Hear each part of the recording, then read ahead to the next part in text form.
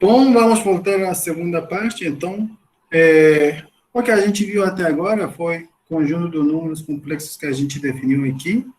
Isso realmente só depende dos dois números reais, não? Que a gente tem aqui, A e B.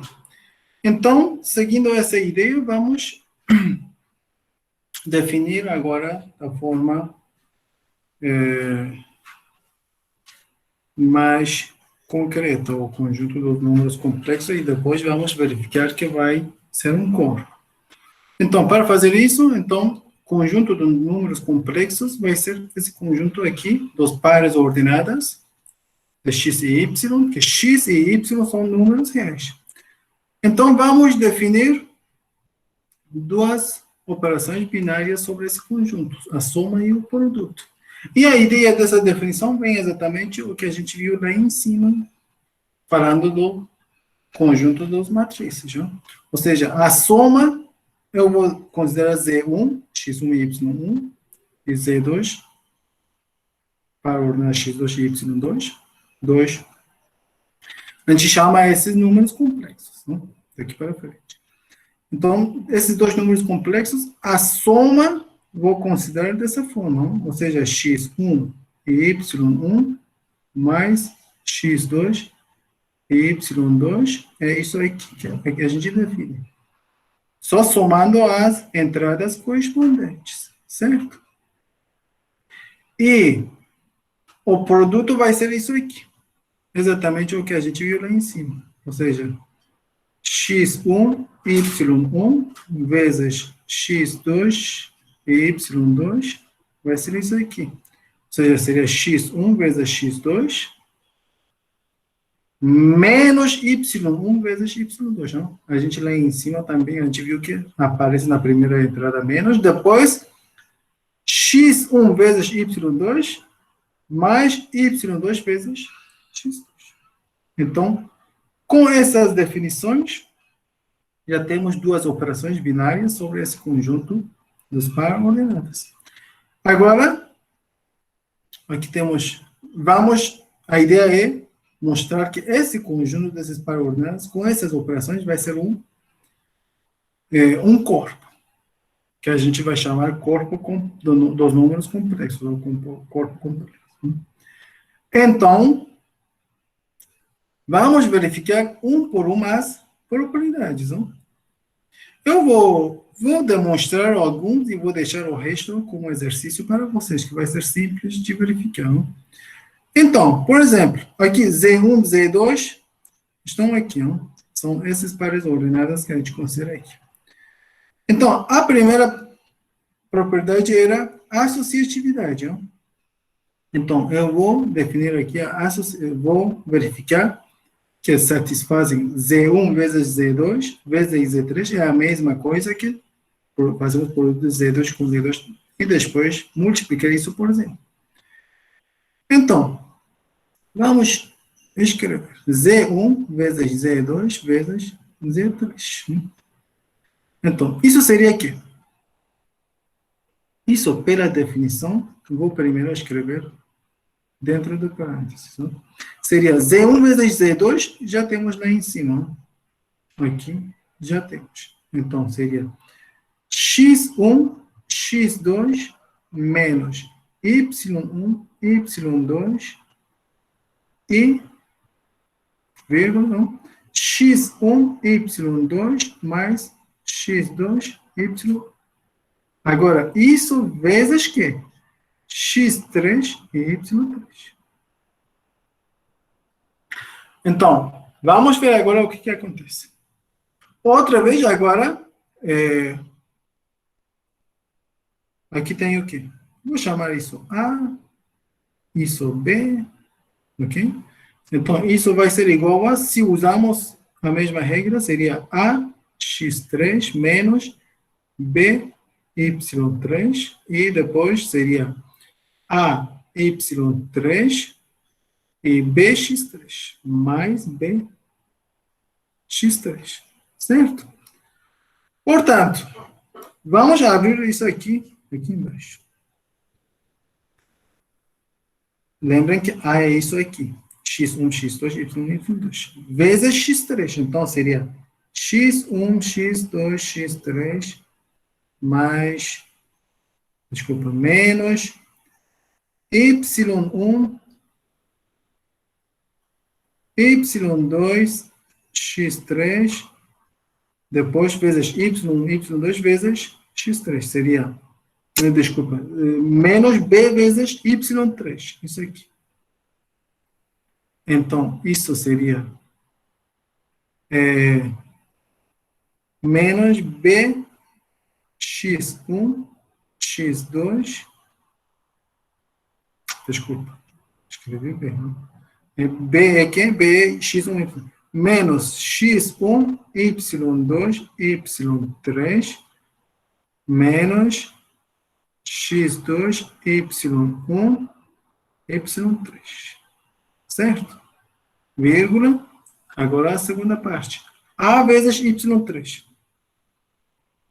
x1, x2, y3, menos y1, y2, y3, depois bx3, mais x1, y. Deixa eu ver se isso aqui um pouco mais despacio.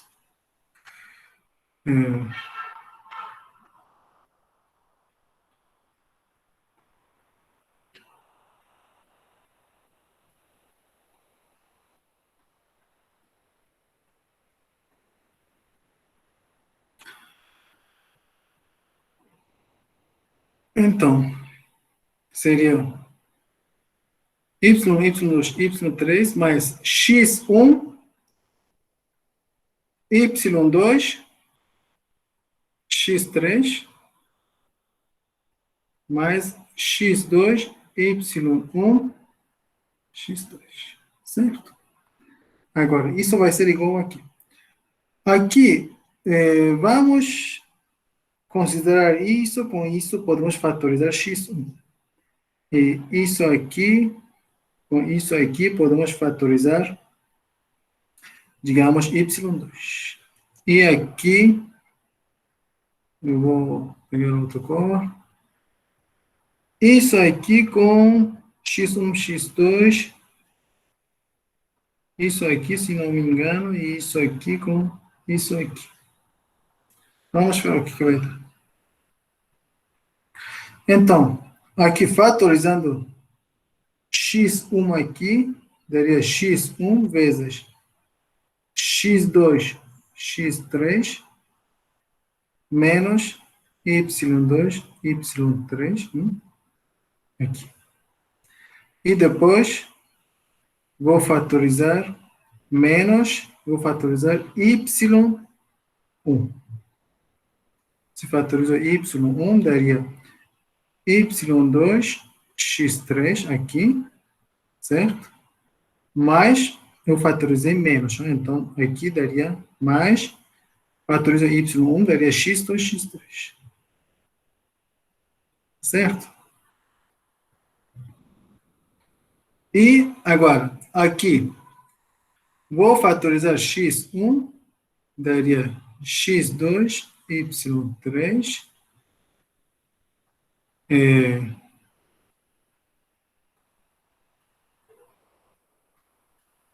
aqui temos tudo mais, não temos nada menos, não? Ou temos a, y, não, isso é menos. y3, menos. Professor? Sim? Aqui no Y1, você está errado. Ali é mais x2, x2, y3. Tu botou x3. Deixa eu ver, onde? Aqui onde tu fatorou o Y1, aí tu botou assim, x2, x3, né? x3 não, é y3. Ah, certo. x2, exatamente. y3. E aqui fatorizamos x1, daria x2, y3, mais y2, x3. Obrigado. E depois vamos fatorizar y1 mais y1. Se fatorizamos aqui, vamos ter x2, x3. E nesse primeiro, menos y2, y3.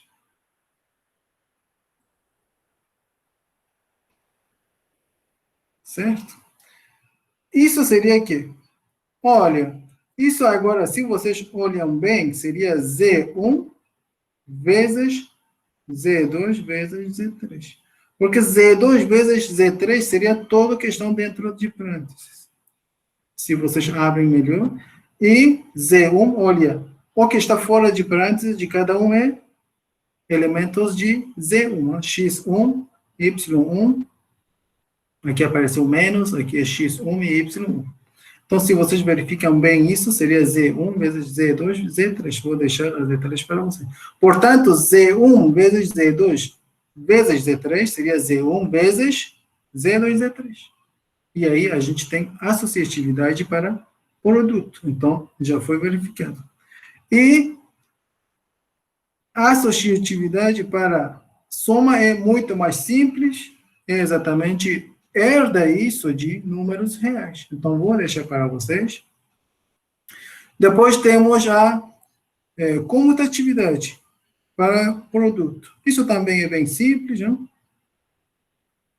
Na verdade, se a gente escreve Z1, Z2, vai ser X1, Y, X1, X2,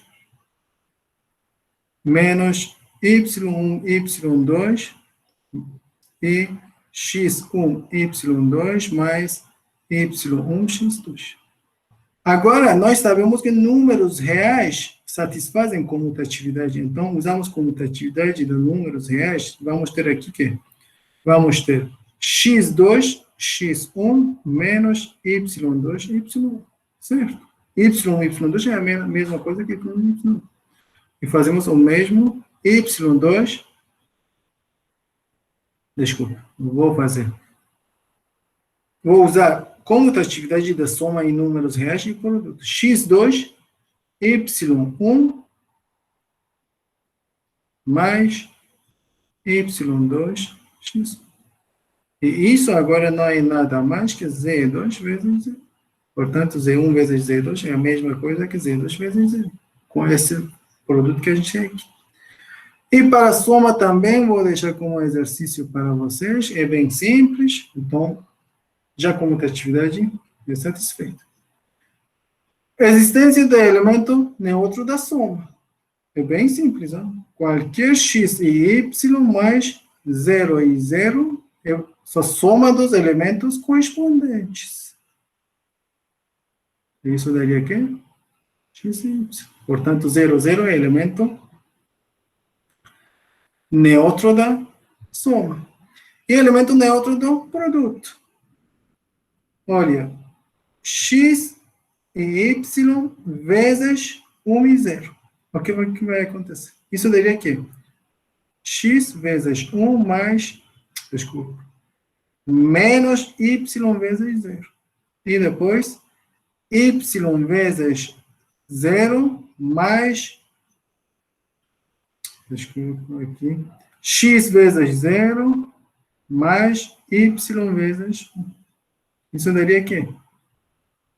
X, porque x vezes 1 dá x, y vezes 0 daria 0, e daria porque isso é 0 e aqui teria. Ou seja, 1 e 0 é elemento neutro. Então, já temos elemento neutro de produto. E elemento simétrico da soma. Isso também é bem simples.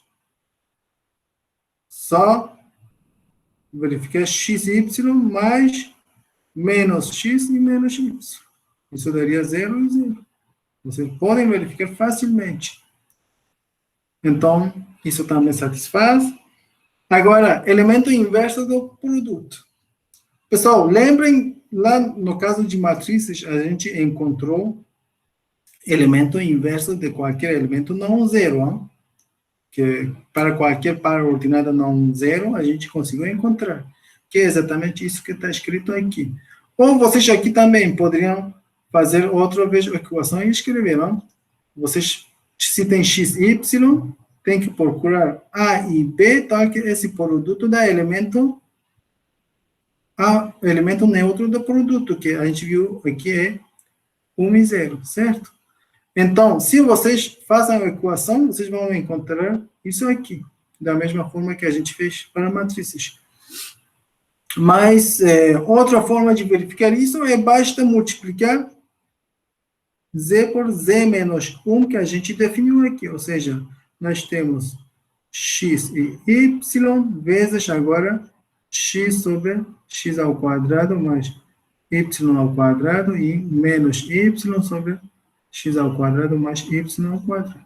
Se vocês façam esse produto, vocês vão encontrar que x vezes isso daria x ao quadrado sobre x ao quadrado mais y ao quadrado menos y vezes menos y. Menos vezes menos dá mais, certo?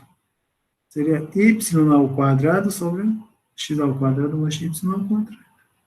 E segundo elemento seria que y vezes x, desculpa, x vezes menos y, que daria menos xy sobre x ao quadrado mais y ao quadrado, mais, agora, y vezes x, que é a mesma coisa que x vezes y, sobre x ao quadrado mais y ao quadrado. Isso com isso daria 0. X ao quadrado mais y ao quadrado daria x ao quadrado mais y ao quadrado, sobre x ao quadrado mais y ao quadrado daria aqui 1. 1 e 0. Ou seja, esse produto deu 1 e 0. E já é comutativo. Na segunda condição, a gente verifica comutatividade. Portanto, já é elemento inverso aqui. E a distributividade, vocês vão ver que isso também, escrevendo, usando a definição, vou deixar como exercício para vocês, que é bem simples. Então, a distributividade também é satisfeita. Portanto, o que demonstramos? Verificamos 7 propriedades que a gente precisava verificar para ser um corpo. Ou seja, número complexo C com as duas operações que a gente definiu. E daqui para frente, simplesmente dizemos corpo do número C1. Nós escrevemos com as duas operações. É um corpo. Então, já verificamos todas as propriedades que a gente precisava. Então, conseguimos definir corpo dos números complexos e as suas operações. Só que lembrar, usar assim da forma de par ordenadas e todas essas, lembrar esse produto, às vezes talvez seja complicado, ou vocês já viram em outra forma. Só que essa forma é a forma mais padrão para definir. Então, vamos, pouco a pouco, levar as coisas a uma forma mais conhecida, que também seja mais fácil fazer as contas e também vocês consigam ver o que a gente precisa ver. Antes disso, uma coisa que aqui não aparece, eu vou escrever. Olhem agora, 1 e 0 vezes 1 e 0 vai ser igual aqui. Porque isso era elemento... desculpa. Não, daqui a pouco a gente vai ver isso. Então, agora, outra vez vamos fazer uma identificação. Ou seja, vamos ver que vamos identificar todas para ordenadas que segundo componente é 0, mostrando S simplesmente por X. Ou seja, identificar X e 0 simplesmente por elemento X em E. Não? Será que essa identificação vai ser uma identificação correta? Ou seja, eu vou definir conjunto A1 outra vez, todos X e 0, e X pertence a E. E, com a soma e produto que vimos aí em cima, vou demonstrar que esses dois são isomorfismos. Ok? Outra vez, isso é bem simples. Para ver esse isomorfismo, a gente define φ dos números reais, ou esse conjunto tanto faz. Vou definir de conjuntos reais para A1, para que φ de cada x seja igual a x. Isso é uma bijetora, não? É fácil ver que é uma bijetora, e só tem que verificar as condições que preserva as operações. Não? Φ de 1x vezes y, pela definição, vai ser o quê? X, y vezes 0. E se vocês escrevam isso vai ser nada mais que x e 0 vezes y0. O produto que a gente viu lá em cima, não? Porque isso dá x vezes y, menos 0 vezes 0, x vezes 0 vezes 0 vezes y, que daria exatamente x, y. Isso seria φ de A vezes φ de x vezes φ de y. Ou seja, φ preserva a operação produto. E a soma ainda é mais simples. Né? φ de x mais y seria aqui. X mais y e 0, e isso não é nada mais que x e 0 mais y e 0. Que isso daria aqui. φ de x mais φ de y. Então, podemos dizer que essa identificação é uma identificação que a gente poderia fazer. Então, daqui para frente, todo x e 0 vai ser identificada por x, ok? Nesse conjunto. E,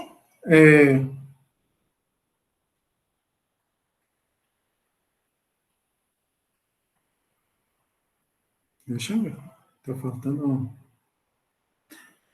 E outra coisa, a gente vai denotar esse elemento 0, 1 pelo i. Esse izinho que vocês estão vendo aí. E esse elemento se chama unidade imaginária, ok? O que acontece com esse elemento? Porque a gente chama assim. Vamos ver, i ao quadrado vai ser o quê? I ao quadrado vai ser o quê? 0 vezes 1 vezes 0 e 1. E pelo produto, isso vai ser o quê? 0 vezes 0 menos 1 vezes, certo? E 0 vezes 1 mais 1 vezes 0. Que isso daria o quê? Menos 1 e 0. E a gente decidiu identificar todos os elementos dessa forma com, ou seja, x e 0 é igual a aqui. X. Então, isso é menos 1. Ou seja, nós chegamos à conclusão, i ao quadrado é igual a quê? Menos 1. Ou seja, essa é que a equação que desde o início a gente estava procurando. Encontrar um elemento x ao quadrado igual a menos 1. Ou seja, nós encontramos esse elemento i aqui que ao quadrado está dando isso aqui. Ó. Deixa eu escrever isso aqui. Isso é a solução de x ao quadrado igual a menos 1. Portanto, nós temos que i é igual a raiz de menos 1. Ou seja, o que antes, em corpo dos números reais, não era possível, com essas definições foi possível. Ou seja, nós temos um número i, que é raiz de menos 1. O que antes era fora da nossa imaginação, em corpo dos números complexos. Por isso, isso se chama número imaginário. Né? Então, esse i é unidade imaginária. Então, dessa forma, nós temos o nosso i. Agora, como eu disse, é complicado trabalhar com para ordenada, então estamos cada vez tentando sair dessa expressão para ordenada. Então, vamos escrever isso aqui, a ver o que acontece. Z que é x, y. Em vez de x, y, eu posso escrever o quê? X e 0 mais 0 e y, certo? Em vez disso, x0 mais, em vez de 0 e y, eu posso escrever y e 0 vezes 0 e 1. Por quê? Isso seria y vezes 0, menos 0 vezes 1, que daria 0. E depois y vezes 1 mais 0 vezes y, que daria 0 e y. Então, esse poderia ser escrito da forma desse produto. Só que a gente decidiu mostrar esses para ordenar da forma x e 0 só usando o primeiro componente, ou seja, isso é x, mas isso y e 0 seria y, só que 0 e 1, pelo que vimos lá em cima, é que i. Então, isso podemos escrever da forma x mais y vezes i. E outra coisa, a gente viu nesse conjunto todo é comutativo. Em vez de y e i, a gente pode escrever que i vezes y. Então, nós podemos denotar a para ordenada x e y da forma x mais y. X mais y. Então, daqui para frente, sempre a gente denota, em vez de para ordenada, a gente usa essa notação, x mais y, que é mais fácil para trabalhar. Por que é mais fácil? Já não precisa mais lembrar o que era produto, o que era soma. Então, nós podemos simplesmente, quando fazemos a soma, por exemplo, x mais y mais a mais ib, a soma, seria só fazer soma como que a gente aprendeu em cálculo, por exemplo. Os constantes se somam junto. A x e a daria x mais a. E aqui temos múltiplos de i, que seria i vezes y mais b. E ainda mais simples seria o produto. Aqui vamos usar a regra famosa chuveirinho. A gente conhece da escola. Então, isso seria que multiplicar x por isso uma vez, depois y por isso, e y por isso. Vamos fazer isso, vamos ver se dá a mesma coisa que a gente conhecia. Então, fazendo isso, vamos ter que seria x vezes a, xa, mais x vezes i, b, mais e y vezes a, mais e y vezes ib. Bom, nós temos comutatividade aqui, então podemos usar essa regra. Se usarmos a comutatividade e todo o resto, isso aqui vira aqui. I vezes i daria i ao quadrado vezes yb. Só que i ao quadrado, vimos lá em cima, i ao quadrado daria aqui menos 1. Então, isso seria aqui. Menos yb. Então, temos xa menos yb. Então, isso seria aqui. Xa menos yb. Certo? Mas, agora, entre isso aqui e isso aqui, posso fatorizar i. E daria aqui. Fatorizamos i, daria xb mais x mais y.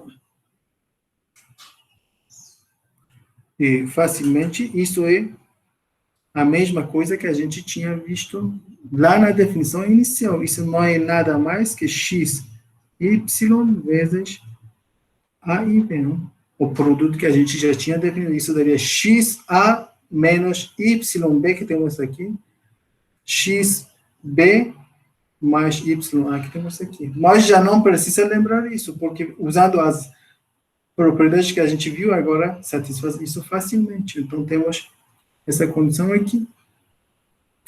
E como podemos escrever a divisão que temos aqui? Isso também seria, porque nós sempre queremos não ter número imaginário em denominador. Então, temos, em alguma forma, eliminar isso. Então, isso seria o quê? Seria x mais para frente a gente vai ver outra forma, mas por enquanto vamos usar o que a gente conhece. Isso seria isso vezes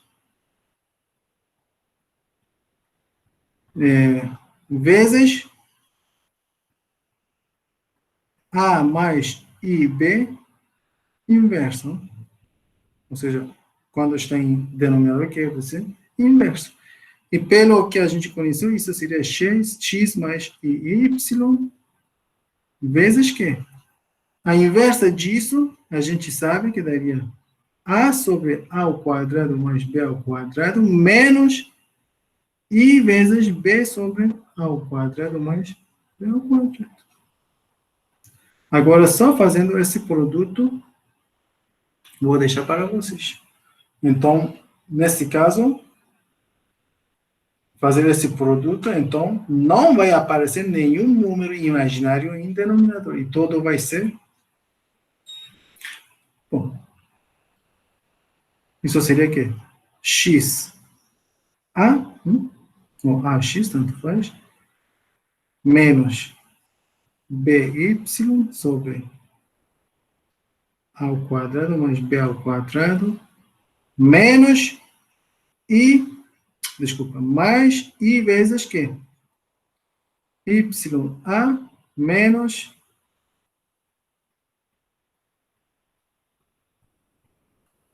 XB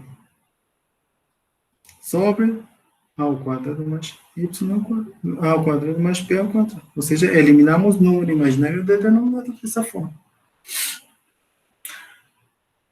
Então, como dá para ver, nessa inscrição, nessa forma de escrever que agora conseguimos, temos uma parte que tem o número imaginário e uma parte que não tem número imaginário. Então, essa parte que não tem, a gente viu, é exatamente o número, parte é isomorfo com números reais, com o corpo dos números reais. E a outra parte é o parte imaginária. Então, por isso, esse x aqui se chama parte real do número complexo z, e a gente denota isso com real de z. E y se chama parte imaginária, que seria que parte, a gente denota com essa notação, que seria parte imaginária desse número complexo. Certo? Então, por exemplo, nesse exemplo que a gente acaba de fazer, isso aqui é parte real e isso aqui é parte imaginária. Não? Então, para ver tudo isso, a gente tem um exemplo aqui. Vamos fazer esse exemplo e vou fazer a definição da conjugada de módulo e depois vamos fechar hoje, ok? Então, nesse exemplo aqui, vamos fazer em numerador, em denominador, temos que? Temos produto. Isso seria o quê? 2 raízes de 2, certo? 2 vezes raiz de 2. Depois, menos raiz de 2 vezes 1, que daria menos raiz de 2, seria a parte real. Mais a parte imaginária seria raiz de 2 vezes raiz de 2, que daria raiz de 2 ao quadrado, mais i vezes 2, que daria 2. Né? Então, temos isso em denominador. E numerador é simplesmente somar 3 menos 2, 1. Menos 4 mais 3, menos 1. Então, isso é numerador. E aqui temos denominador. E isso aqui vai ser igual aqui. 1 menos i sobre quê? 2 raiz de 2 menos raiz de 2 daria raiz de 2. Raiz de 2 mais raiz de 2 ao quadrado daria 2. 2 mais 2, 4. Então, seria 4. Então, temos esse número aqui. Só que agora, pelo que a gente viu em cima, para tirar dessa forma, isso seria aqui. 1 menos i vezes quê? Raiz de 2 mais 4i menos 1. E já sabemos, 1 menos i vezes, isso seria o quê? Isso seria raiz de 2 ao quadrado mais 4 ao quadrado, certo? E em denominador vamos ter quê? Vamos ter raiz de 2 menos 4, o que vimos lá em cima. E depois só fazer esse produto. Então, isso daria 1 menos I vezes Q. Raiz de 2 sobre... Raiz de 2 ao quadrado é 2. 4 ao quadrado é 16, daria 18. Menos 4 sobre 18. Então, vou deixar o resto para vocês. Só fazer esse produto. Então, dessa forma, esse número virá o número que temos aqui. E depois, escrevendo, vocês podem determinar a parte real e a parte imaginária facilmente. Ok? Só fazendo esse produto e encontrar a parte real e a parte imaginária. E temos uma observação aqui. Bom, isso de fato vem das propriedades de corpo dos corpos. Não? Se temos um corpo e dois elementos de corpo, produto de dois elementos dá o zero do corpo, então um deles tem que ser zero. Não? Imagina que A é diferente que zero. Se A é diferente que zero, então inversa existe. Portanto, se multiplicamos por inversa, seria A menos 1 vezes A vezes B igual a zero. Isso implicaria que A menos 1 vezes A daria 1. 1 vezes B daria B, ou seja, B é igual a zero. Então, se o produto de dois números em um corpo, dois elementos de um corpo é zero, um deles tem que ser zero. O que acontece aqui exatamente? Se o produto de dois números complexos é zero, se somente se, um deles é que zero. A mesma coisa que acontece em números reais. Dois números reais são zero, o produto de dois números reais é zero, se um deles seja zero. A mesma coisa acontece aqui. E, finalmente, vou fazer a definição só, não vou ver, e vou deixar as propriedades para a próxima aula. Então, o que vimos? Hein? Até agora,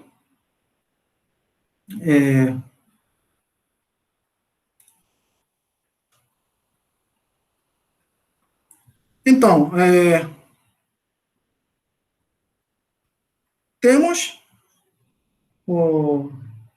números parte real. Parte real é número real. Então, já temos eixo de números complexos. Eixo de números reais.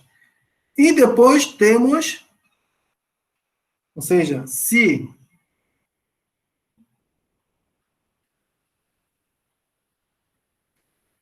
isso é números reais, então isso é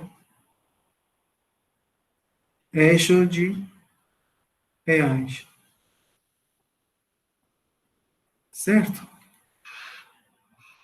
A gente viu, se multiplicamos isso por I, no caso de matrizes, a gente teve uma rotação de 90 graus. Ou seja,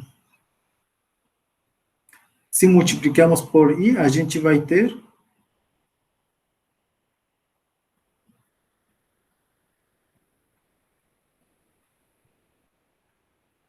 aqui, vamos ter I, R. Ok? Ou seja, se isso é eixo real, isso está sendo multiplicado por número imaginário, então isso seria o quê? Seria eixo imaginário.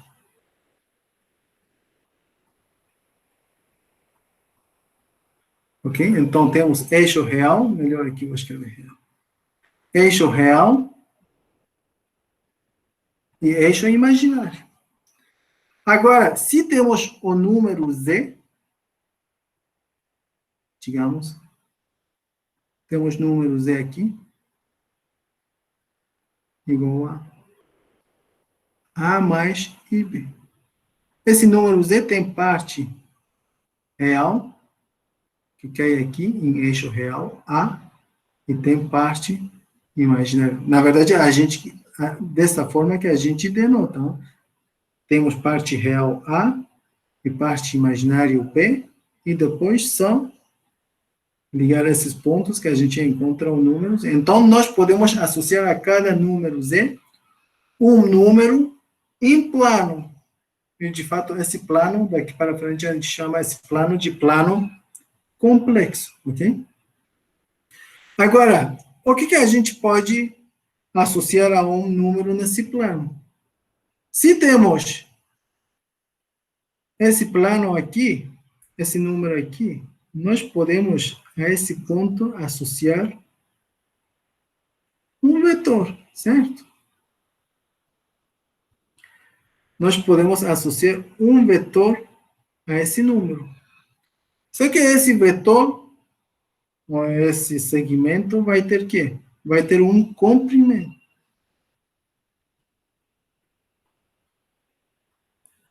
A distância desse ponto até a imagem vai dar um número aqui, que a gente denota esse número com módulo de Z.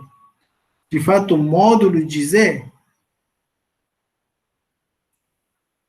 seria a distância de um ponto até a origem. E esse número, usando o teorema de Pitágoras, seria quê? Raiz de A ao quadrado mais B ao quadrado. Então, a cada número complexo, a gente associa um número real, que seria o módulo, que seria a distância desse ponto até a origem. Às vezes dizem valor absoluto também, ok? E nós podemos associar a esse número complexo outro número complexo. Como podemos associar outro número complexo a esse número?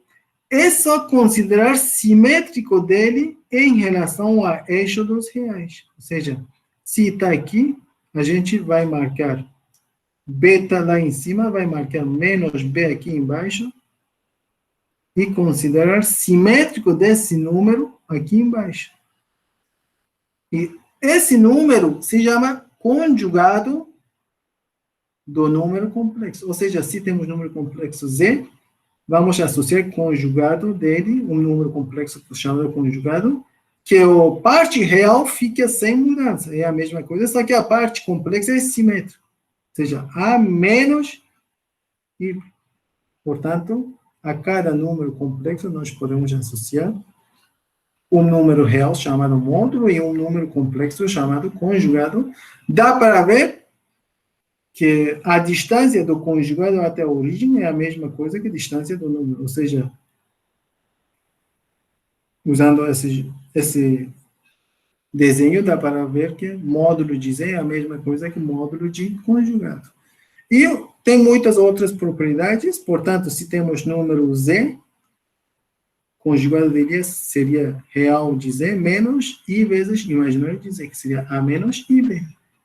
E se temos um número complexo Z, módulo dele seria a raiz de parte real ao quadrado mais parte imaginária ao quadrado.